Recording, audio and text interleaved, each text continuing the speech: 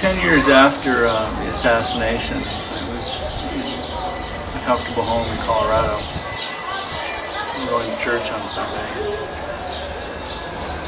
I was taking the communion and suddenly felt that I couldn't. Issues really were not yet resolved. It's really easy to compartmentalize your life and to kind of put something into a category and not really deal with it. And when you have something as traumatic as what happened, that's what I did. You get on with your life. But it kind of seeps across the wall. It doesn't just kind of sit there. It seeps in and you deal with it. You have to kind of fight against that, and you really don't even know what it is. The issue wasn't so much an issue of forgiveness, but trying to determine some type of meaning behind what had happened. Why, in the pursuit of God and trying to pray for peace and stuff, did this event happen? What was the meaning of it? And that ate away at my mind. Again, you compartmentalize things, you get on with your day-to-day existence. In 1996, I went to a religious conference for the celebration of the city of Jerusalem. And a lot of American Zionists, Christian Zionists, waving flags in support of Jerusalem.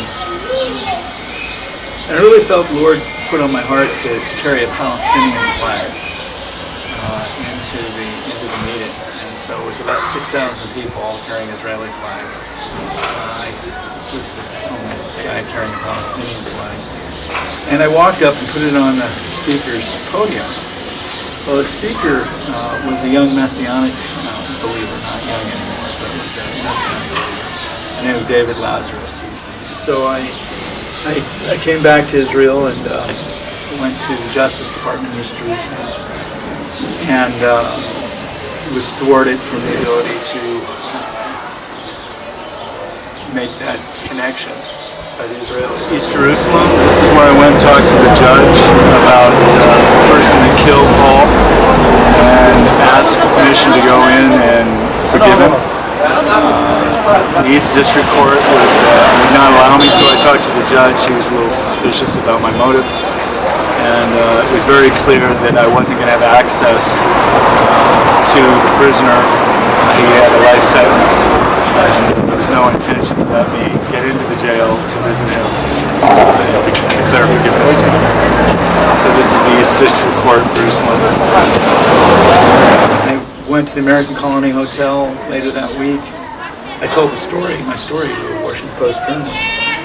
About 3 years later, I got contacted by Laura Bloomfield. She ended up writing this book.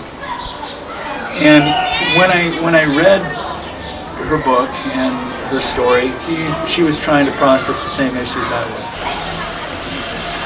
Laura ends the story of the book without a resolve on what happens to Omar's case. But she had interviewed us and heard our story, in the sense that not only had Paul's story been told around the world, and men such as Eli Wiesel and Clinton, Bibi Netanyahu, and others had heard Paul's story from the book, all of a sudden the sense of meaning has kind of been resolved. And the final thing was the development of a relationship with the family, the shooter who killed Paul, to resolve the issue in my soul. So I talked to the story with the kind of local imam of the village here, Ibrahim Abahawa. He's known as the Hajj. He's been to Mecca. And he suggested that I might look at helping his nephew build a house.